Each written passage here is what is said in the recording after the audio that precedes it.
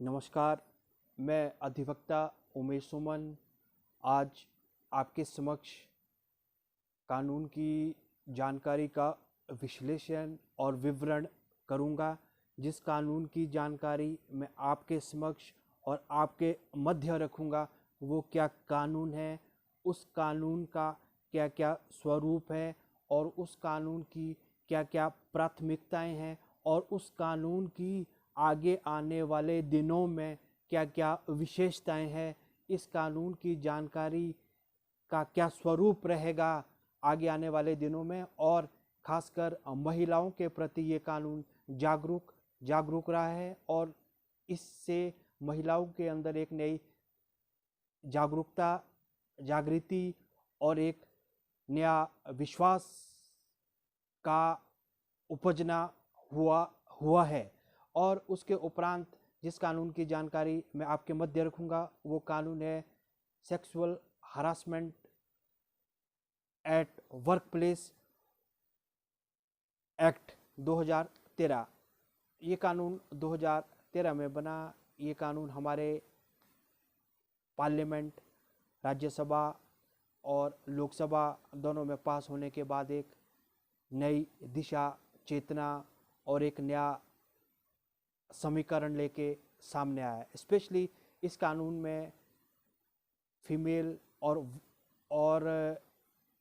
Worker, जो working females है उनके लिए एक नई डायरेक्शन और एक नई जिज्ञासा और एक नई उपासना लेके ये एक्ट सामने आया है। और स्पेशली इसमें ये है कानून का, इसका जो प्रियम्बल है, जो इसकी डायरेक्शन है, ये एक्ट बोलता है कि भाई आप लोग कोई भी, इसका जो माध्य है और प्रियम्बल है वो बोलता है, प्रियम्बल एंड जो इसका बैकग्राउंड है, act to provide a protection, ये प्रोटेक्शन प्रोवाइड करे against a sexual harassment of women at work place and for the prevention and redressal of complaint of sexual harassment for a matter connected, whereas sexual harassment result in violation of the fundamental right of women to equally under Article 14 and 15 of the Constitution, or and to live with dignity under Article 21 of the Constitution, and to practice any profession, to carry or any occupation, trade and business, or including right to provide a positive environment to the women। ये भी इसमें एक direction दी गई है। और इसके साथ ये प्रियम्बल के साथ साथ इसमें एक विशाखा की गाइडलाइंस भी दी गई है। इस विशाखा गाइडलाइंस में ये case Vishakha and others versus state of Rajasthan का है। इसमें क्या होता है, इस केस का क्या विवरण और क्या इसमें जजमेंट पास हुई। इस केस में ये जजमेंट पास हुई कि भी वर्क प्लेस पे कोई भी फीमेल है, वुमेन है, वो काम करती है और वो मानो या गवर्नमेंट सेक्टर है या प्राइवेट सेक्टर है, उनका वहाँ पर विशेष तरह से उनका वहाँ पे ध्यान रखा जाए और उनके प्रति कोई भी मेल वर्कर कोई भी उनके साथ सेक्सुअली हरासमेंट न कर सके। और यदि उनके साथ कोई सेक्सुअली हरासमेंट या कोई अनडिग्निफाइड वर्क करता है तो उनके प्रति एक नया स्वरूप और एक नया कानून के प्रति उनको एक नेगेटिव एस्पेक्ट के साथ उनके खिलाफ कार्रवाई की जा सकती है। और विशाखा जो ये जजमेंट पास हुई, इसमें विमेन के प्रति एक एम्पावरमेंट और एक प्रॉपर इन्वायरमेंट प्रोटेक्शन और प्रॉपर इन्वायरमेंट दिया जाए जहाँ पर फीमेल्स वर्क करती है। और एक तरह का जिसको बोल सकते हैं कि कॉम्युनल इन्वायरमेंट और एक असेंशियल वर्किंग कंडीशन दी जाए जहाँ पर उन्हें कोई भी किसी भी तरह की हरासमेंट, किसी भी तरह का नकारात्मक बिहेव पुरुषों के द्वारा ना मिल सके। यदि इस तरह की कार्रवाई उनके साथ होती है, कोई नेगेटिव एस्पेक्ट उनके प्रति काम करता है, तो उनको उनके प्रति भी इस विशाखा जजमेंट में क्लियर किया गया है कि उनके प्रति एक नकारात्मक रवैया इस कानून के माध्यम से बाहर निकल सकता है।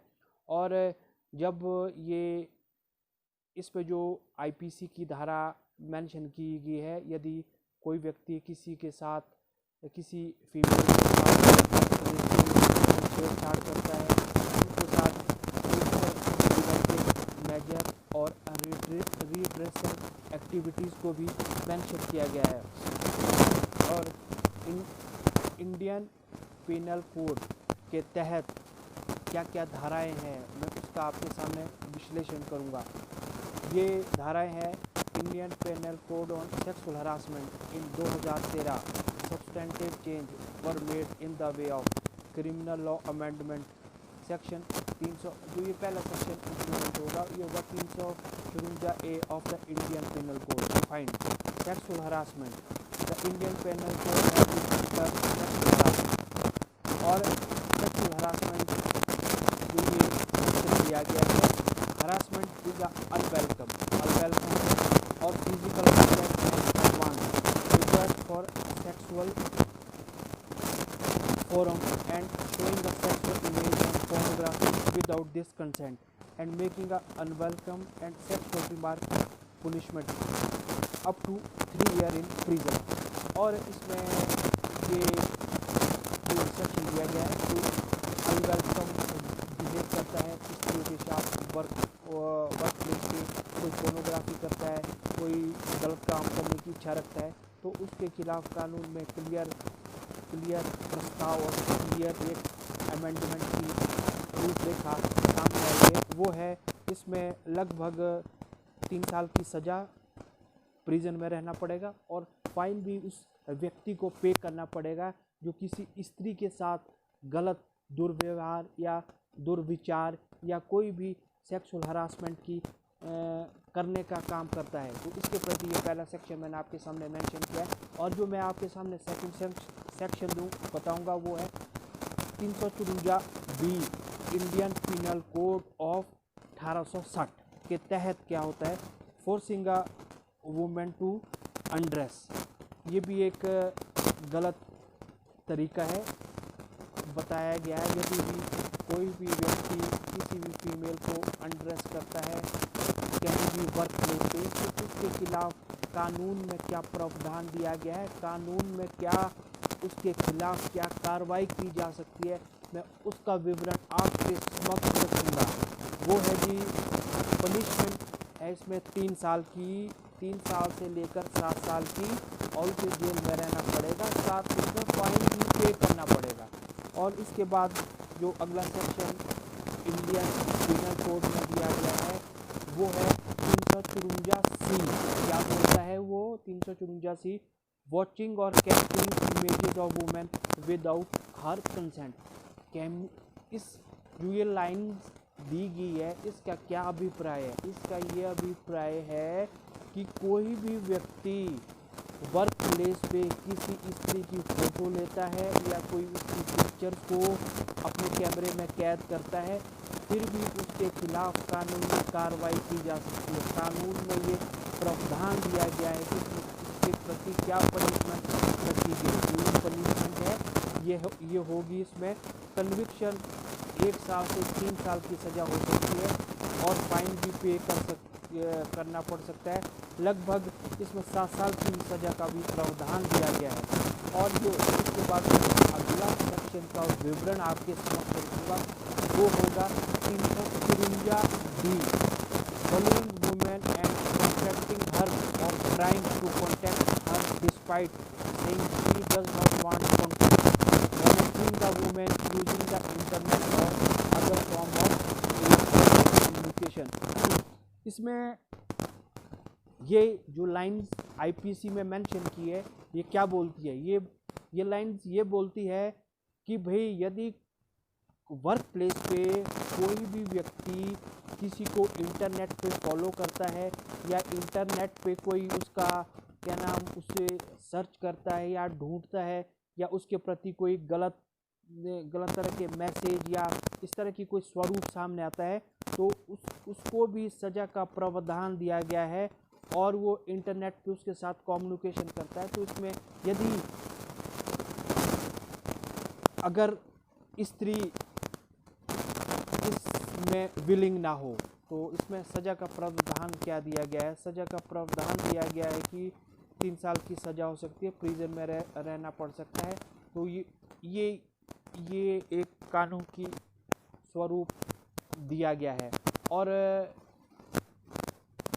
वर्क प्लेस पे जो भी कानून आता है और इससे एक स्त्रियों के प्रति एक नई डायरेक्शन, पॉजिटिव डायरेक्शन और वर्क प्लेस पे राइट डायरेक्शन के साथ साथ एक नया दृष्टिकोण और इससे उनके प्रति एक पॉजिटिव एस्पेक्ट के साथ साथ एक नया स्वरूप सामने आता है।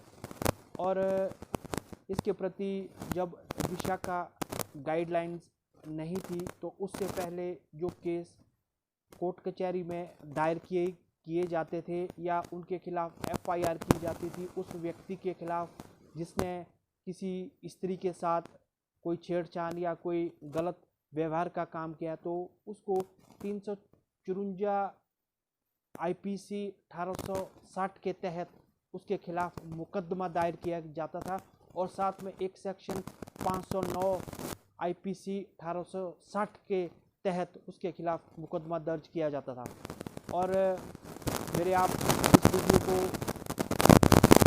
शेयर करें, लाइक करें, सब्सक्राइब करें और एक स्त्रियों के प्रति हमेशा ही एक नई चेतना, नई जागरूकता और एक नई भावना को लेकर इस वीडियो को आप लोगों के बीच शेयर करें। जय हिंद, जय भारत।